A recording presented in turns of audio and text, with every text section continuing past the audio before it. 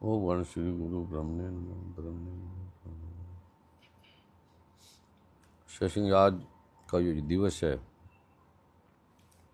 वो पूरे संसार के इतिहास में, सनातन धर्म में, आदि सनातन धर्म में जो सबसे पहला धर्म था।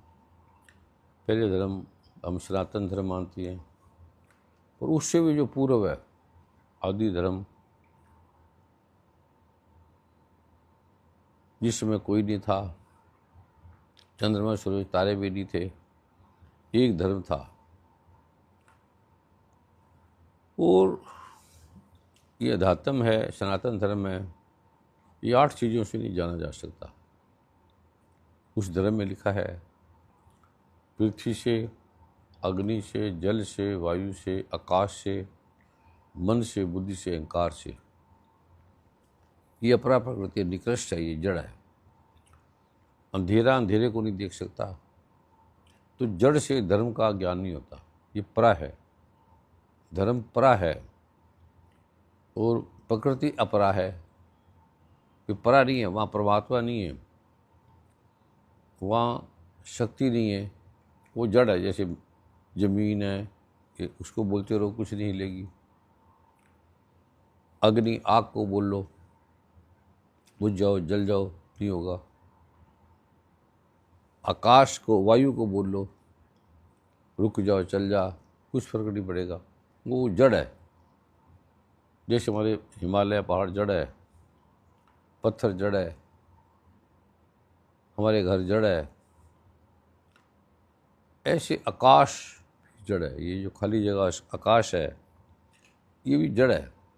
लख आकाशा लख आकाश, हजारों लाख है, हजारों आकाश है। और मन करोड़ों मन है, बुद्धि करोड़ों बुद्धियाँ हैं, और करोड़ों अहंकार है।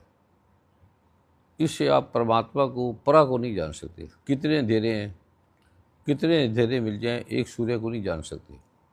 ये कितनी लंबी यात्रा कर ले, चाहे वो कितना लंबा अपना आवास बना ले, चाहे वो सारी दुनिया पे साम्राज्य रख ले, उसका वजूद नहीं है, उसका अर्थ नहीं है। उससे हमें सुख नहीं मिलेगा, हमें रोग आ जाएंगे, कष्ट आ जाएंगे। कान से, नाक से, मन से, बुद्धि से, आँख से, मुंह से परमात्मा का ज्ञान नहीं होता। जो आपको हो रहा है वो अपरा का ज्ञान हो रहा है। ये सारा धर्म है, ये अपरा से पार परा धर्म है, इससे पार है। ये गीता में लिखा है, कुरान पाक में लिखा है, बाइबल में लिखा है, धम्मपद में लिखा है, जिन वाणी में लिखा है, 4200 धर्म ग्रंथों में लिखा है। रोग नहीं हटेंगे, जो इसको मानेंगे उसके बीमारी नहीं हटेगी, रोग नहीं हटेंगे, धन नहीं टिकेगा, लड़ाई चलता रहेगा, पति पत्नी का प्रेम नहीं होगा, माता पिता का प्रेम नहीं होगा, भाई भाई का प्रेम नहीं होगा, बहन भाई का प्रेम नहीं होगा, कहीं संबंध नहीं होगा, प्रेम नहीं होगा, शादी नहीं होगी, विवाह नहीं होगी, होगा तो कोई प्रेम नहीं होगा। दवाइयाँ काम नहीं करेगी, जड़ी बूटियाँ काम नहीं करेगी। जहाँ परा नहीं है वहाँ जड़ी बूटियाँ काम नहीं करेगी। कोई डॉक्टर की दवाई काम ही नहीं करेगी। थोड़े टाइम के लिए फ़ायदा करेगा, फिर हो जाएगा, धन आएगा, बीमारी लेकर आ जाएगा। तो ये अपरा का काम है, चलना, रुकना नहीं, स्थिर नहीं है, ये स्थिर है। परा अस्थिर नहीं है, स्थिर है। अपरा स्थिर नहीं है। जो परा का लोक है वो चलता है, आता है, जाता है, स्थिर नहीं है, रुका हुआ नहीं है, अचल नहीं है। और ये जो लोक आपको दिया जा रहा है वेदों का, शास्त्रों का, ये एक लाखों लाखों साल पुराने ग्रंथों के हैं। देव उठनी एकादशी सनातन, आदि सनातन धर्म में अत्यंत महत्वपूर्ण है। ये एकादशी कार्तिक मास की शुक्ल पक्ष की एकादशी होती है। इसे कोई मानते ही नहीं, एकादशी क्या है, बच्चे भी नहीं मानते। इसका इतना महत्व है आप सोच भी नहीं सकते। जिसे देवोत्थान या देव प्रबोधिनी एकादशी कहा जाता है। इस दिन भगवान विष्णु 4 माह की योग निद्रा से जागते हैं। जब भगवान योग निद्रा में थे कोई काम नहीं होगा, बिजनेस नहीं होगा, काम नहीं होगा, लड़ाई झगड़े होंगे, कुछ काम में सफलता नहीं मिलेगी, थोड़ी सी मिलेगी फिर समाप्त हो जाएगी। सृष्टि के संचालन का कार्य भगवान 4 माह के बाद योग निद्रा से जागते हैं, फिर सृष्टि के संचालन का कार्य करते हैं। इस दिन से ही सारे शुभ कार्य, विवाह आदि धार्मिक कार्य आरंभ। इन 4 महीनों में कोई विवाह शादी नहीं होती, मकान नहीं बनते, घर नहीं बनते। जो बनाते हैं वे नष्ट हो जाते हैं। जो पृथ्वी को पूजेगा, अग्नि को पूजेगा, जल को पूजेगा, हवा को पूजेगा, आकाश खाली जगह को पूजेगा, मन बुद्धि अहंकार को पूजेगा, वो नष्ट हो जाएगा, रोगों से गिर जाएगा। क्योंकि अपरा है, अपरा अपरा को नहीं जान सकती। इसलिए क्योंकि भगवान विष्णु परा के परा हैं, 4 माह की योग निद्रा से जागते हैं, सृष्टि का संचालन होता है। भगवान के आने का मतलब परा, अपरा का मिट जाना। सूर्य के आने का मतलब प्रकाश। ये सूर्य भी अपरा है, परा नहीं है। ऐसे करोड़ों सूर्यों का प्रकाश परा में है। गीता के 11वें अध्याय के 11वें 12वें श्लोक में पढ़ना। इस दिन से ही सारे शुभ कार्य, विवाह आदि, कभी इसके अंदर विवाह कर लो, इससे पहले आप विवाह कर लो, विवाह नहीं फलेगा, कुछ भी काम नहीं होगा आपका, कुछ भी असफलता मिलेगी। अब आपको सफलता मिलेगी। जो पीछे कल आपको बताई थी उसमें कोई भी काम कर लो, कोई भी आपको सफल मिल जाएगी। जिसमें असफलता थी वो जगतधात्री का था, उसमें कोई काम कर लो आपका काम होगा, अपने आप होने लग जाएगा। एक मंत्र भी कल आपको दिया था।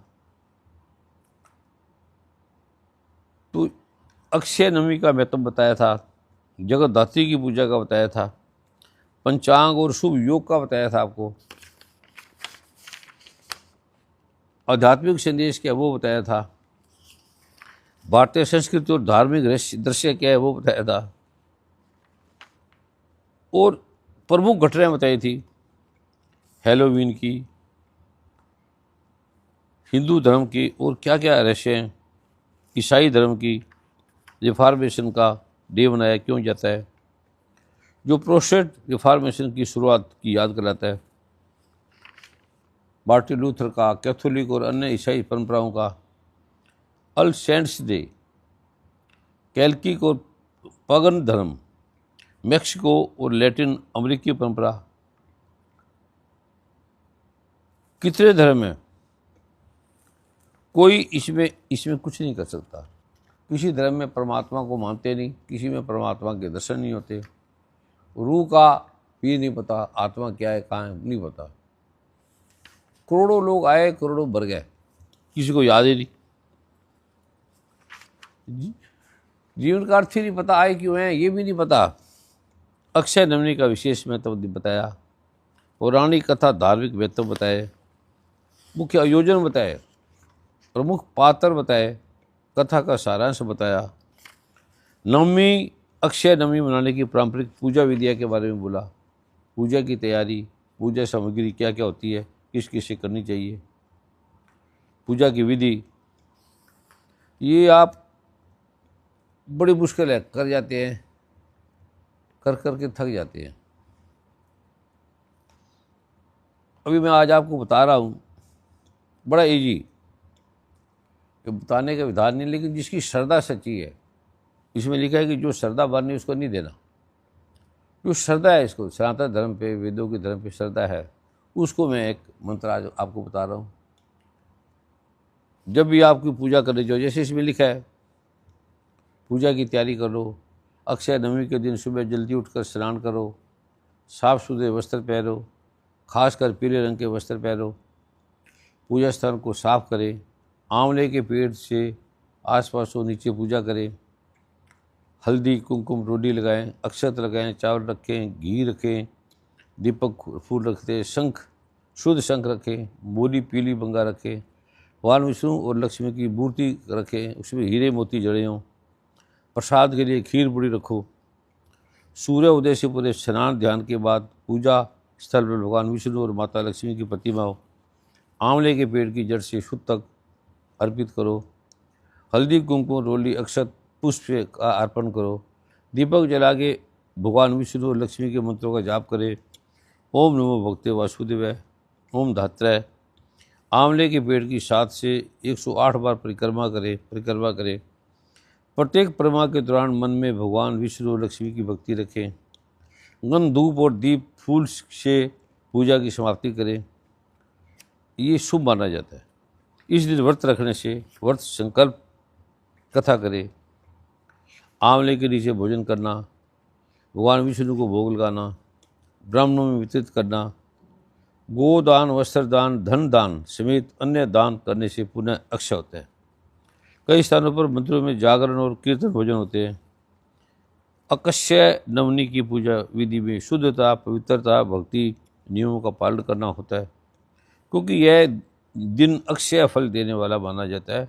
इससे बड़ा धन आता है। बहुत रावण ने ये किया और उनके भाई ने किया, इंद्र ने किया।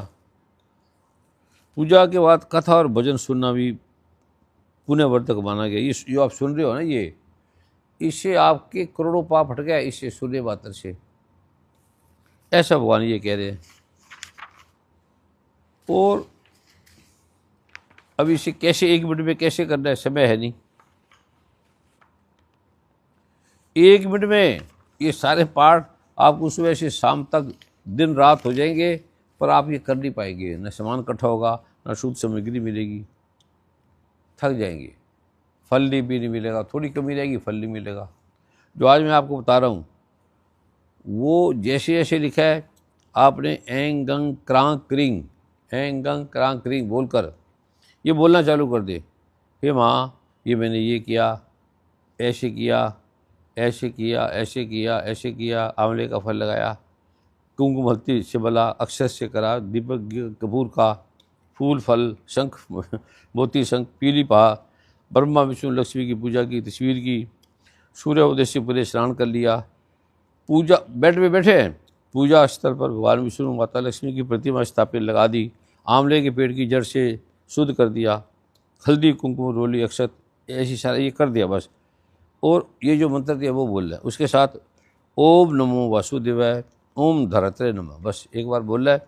और ये बोलते जाए, एक बार बोलते बोलते आपको इसका फल मिल जाएगा, बोलते बोलते, और इससे 1000 गुना ज़्यादा फल मिल जाएगा, 1000 गुना। श्रद्धा करना है, ये भगवान झूठ नहीं बोल रहे, गुरु की कोई बात नहीं काट रही। गुरु झूठ बोले तो मान लेना, ये भगवान शिव गुरु गीता में कह रहे हैं। क्योंकि जब गुरु बोलते हैं तो ब्रह्मा विष्णु में साथ होती है। कोई गुरु की बात काटने वाले का विकास ही नहीं होगा।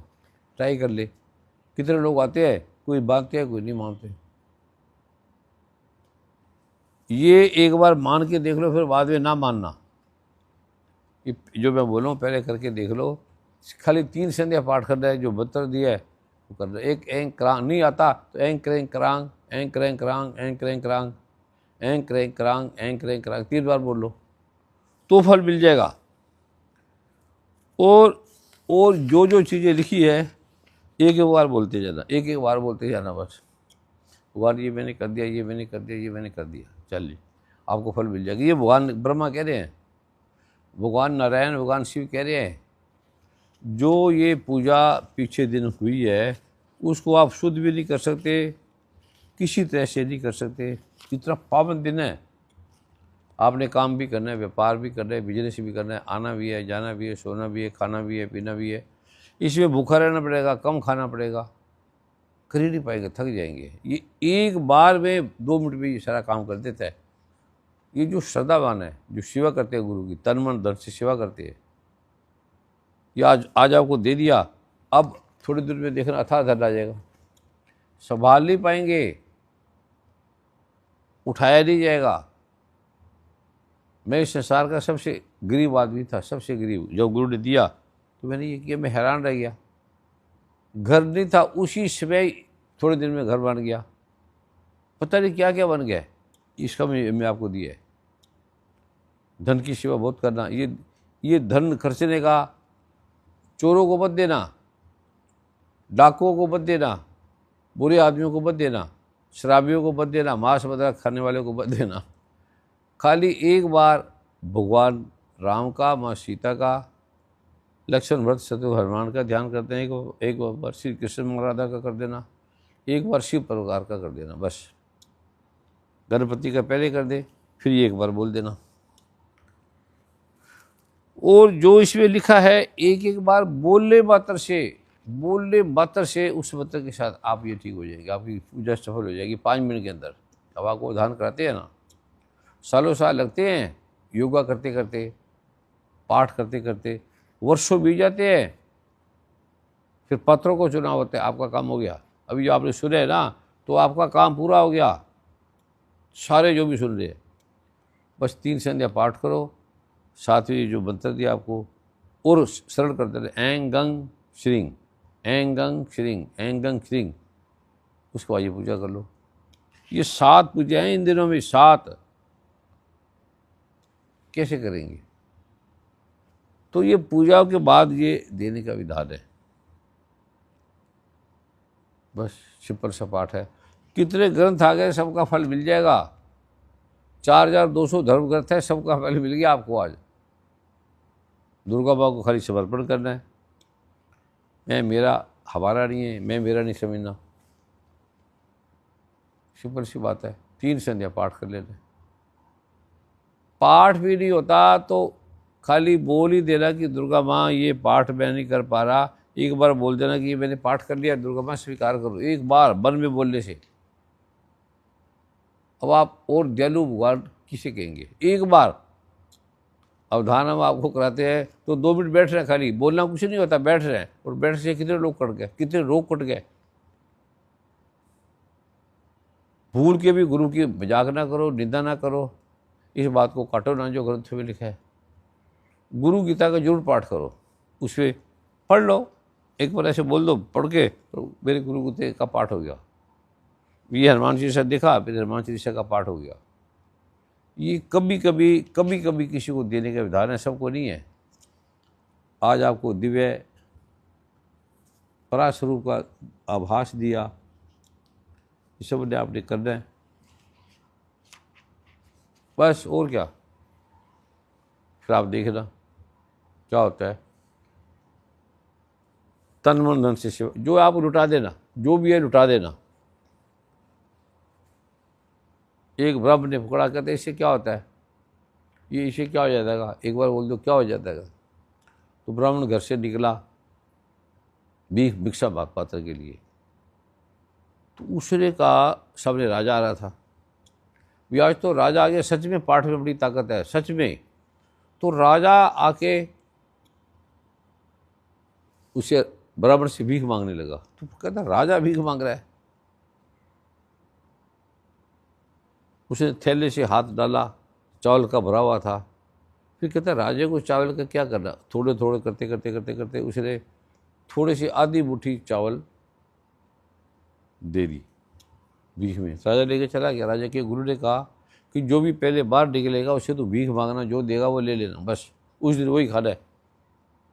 हो गया। जब वो घर गया पंडित, तो रोने लगा। उसकी घरवाली कहने लगी, आज तो तेरा थैला भरा हुआ है, आज तू बहुत बड़े इतने चावल लेकर आया है। कहता क्या चावल लेकर आया हूँ, ये राजा मेरा था, राजा, वो मेरे से भीख मांग रहा था, भिक्षा मांग रहा था। उसने थैला फेंक दिया, चावल बिखर गए। जितने चावल उसने दिए थे, फेंके थे, उतने चावल सोने के बन गए, उतने। वो आश्चर्य की सीमा ना रही। उसकी पत्नी ने कहा तू तो धन है, इतने चावल तू 1 महीने में लाता जो आज ले आया, और सोने के इतने बन गए। फिर उसने बात बताई, ऐसे ऐसे मैंने राजा को दिया ही नहीं। कहते तू सारे दे देता ना, रखा क्यों? जब थोड़ा सा देने से, 4 थोड़े दाने देने से तेरे इतने सोने के बन गए, तो तू गुरु को दे देता ना, राजा को दे देता। राजा ने तेरे क्या करना था चावलों का? गुरु राजाओं को बाहर आ जाए, गुरु जो मांगे दे दो। ये तुम्हें गोपनीय बता रहा हूँ आज, सोचो मत। ये कौन कह रहा है? गुरु गीता में भगवान शिव कह रहे हैं, पढ़ लेना। जो गुरु झूठ बोलता मान लेना, आज का दिन मैं तुम्हें दे रहा हूँ। इसमें श्रद्धा मत तोड़ना, एक ही चीज़ है, और 3 संध्या पाठ कर लेना, सबसे वीर हो जाओगे, सबसे सुखी हो जाओगे, बीमारी कट जाएगी, रोग कट जाओगे। नहीं तो लगे रहना सारी जिंदगी, रोग नहीं जाएंगे, थोड़ा सा भी संध्या आ गया तो। उठते समय एं एंग एंग एं एं एंग एं एं एंग एं एं एंग एं एं एंग, एक बार एं एं एंग एंग एंग एंग, एक बार बोल रहे एंग एंग एंग एंग एंग एंग, चल एक बार ये बोल रहे, फिर नहाना खाना जो भी आपने वो करना, पहले नहाओ तो अच्छी बात है, अच्छी चीज़ है। लेकिन कोई ऐसा है कि नहीं बीमार है, तकलीफ है, नहीं कर सकते, तो ऐसे कर लो। अब आपको इतना मज़ेदार, इतना सुंदर, इतने कल्पों तक जो फल देने वाला है, 100 साल से पहले बनेगी नहीं, 100 साल से पहले भगवान कहता है। और जब तक पेड़ पौधे है, पक्षी है, तुम्हारा नाम रहेगा।